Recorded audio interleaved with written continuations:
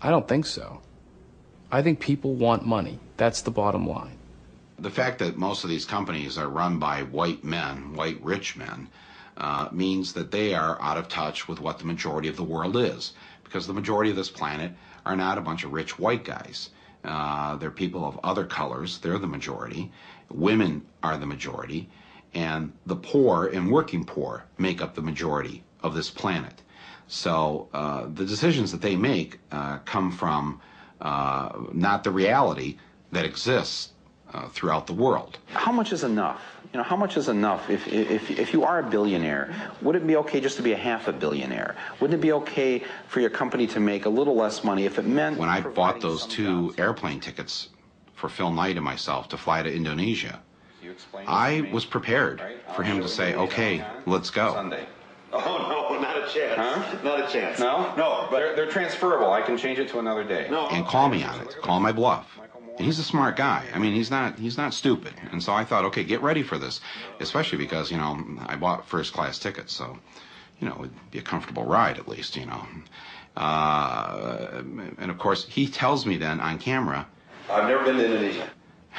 I'm like taken aback by this. I can't believe that the guy who's the head of the company has never walked through his own factories. Oh, you've got to go. No, I can't go between now and the rest of this year. When we were done filming, he calls me up a couple weeks later and he goes, I may have a chance to go there with you to the factories. I'm going to the Australian Open to watch some tennis. And, you know, maybe I can get up there, or at least you can go there. Would you like to go to the Australian Open? For 21 years, I never gave a thought to what we were taking from the earth or doing to the earth in the making of our products. And then in the summer of 1994, we began to hear questions from our customers we'd never heard before. What's your company doing for the environment? And we didn't have answers. The real answer was not very much. And it really disturbed many of our people, not me so much as them.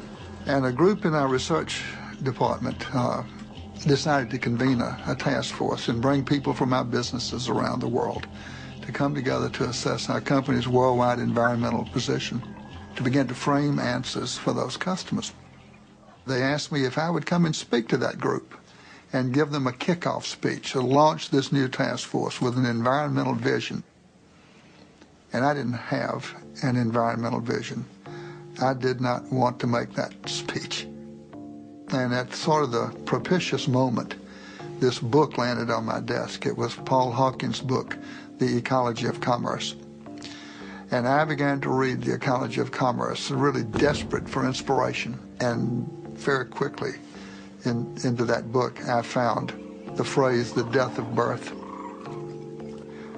It was E.O. Wilson's expression for species extinction, the death of birth, and it was a point of a spear into my chest.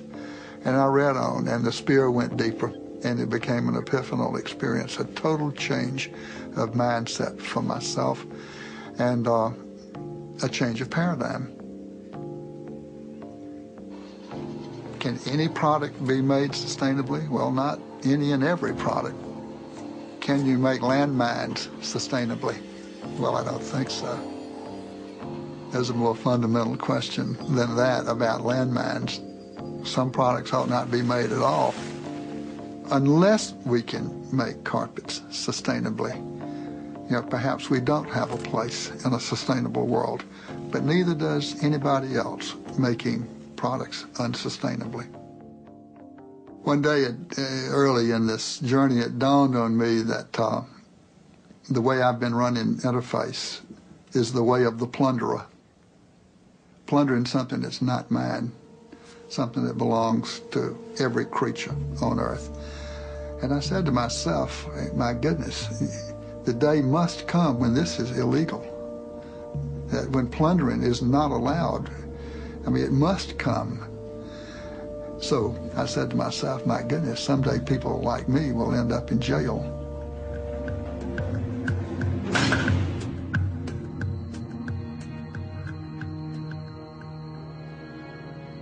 I gotta be honest with you. when the September 11th situation happened, I didn't know that. And I must say, and I want to say this because I want to take it lightly. It's not a light situation. It's a devastating act. It was really a bad thing. It was one of the worst things I've seen in my lifetime, you know.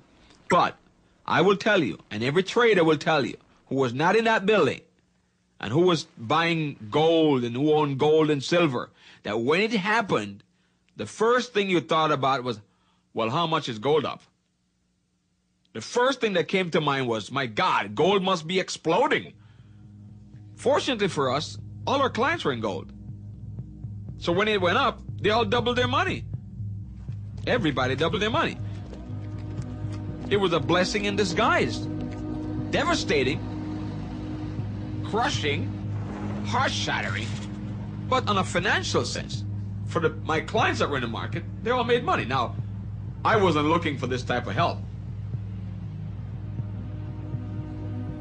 But it happened. When the U.S. bombed Iraq back in 1991, the price of oil went from $13 to $40 a barrel, for Christ's sake.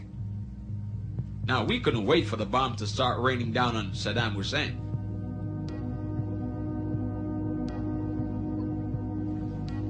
We were all excited. We wanted Saddam to really create problems. Do whatever you have to do. Set fire to some more oil wells because the price is going to go higher.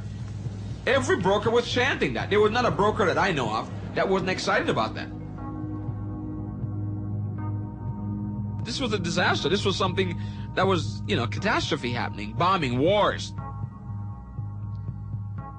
In devastation, there is opportunity. The pursuit of profit is an old story, but there was a time when many things were regarded either as too sacred or too essential for the public good to be considered business opportunities. They were protected by tradition and public regulation.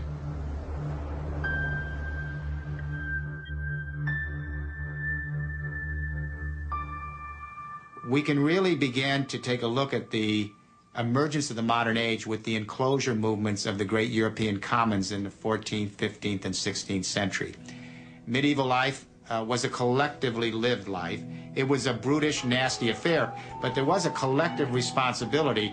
People belonged to the land did not belong to people. And in this European world, people farmed the land in a collective way because they saw it as a commons. It belonged to God. And then it was administered by the church, the aristocracy, and then the local manors as stewards of God's creation. Beginning with Tudor England, we began to see a phenomenon emerge, and that is the enclosure of the great commons by parliamentary acts in England and then in Europe. And so first we began to take the great land masses of the world, which were commons and shared, and we reduced those to private property. Then we went after the oceans, the great oceanic commons, and we created laws and regulations that would allow countries to claim a certain amount of water outside their coastal limits for exploitation. In this century, we went after the air, and we divided it into air corridors that could be bought and sold for commercial traffic for airplanes. And then, of course, the rest is history.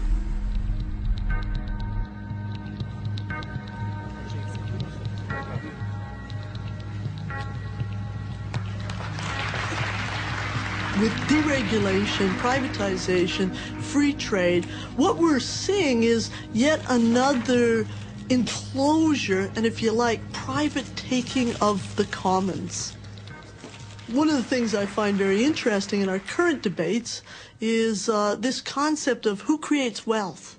That wealth is only created when it's owned privately. What would you call clean water, fresh air, a safe environment? Are they not a form of wealth? And why does it only become wealth when some entity puts a fence around it and declares it private property? Well, you know, that's not wealth creation, that's wealth usurpation. Over the centuries, we have put more and more things in that public realm, and lately, just lately, in the last, let's say, 3 or 4 decades, started pulling them out again. So, firefighters, for instance. This man needs the fire department. Firefighters started as private companies. Yes, and lots of other people need the fire department, too.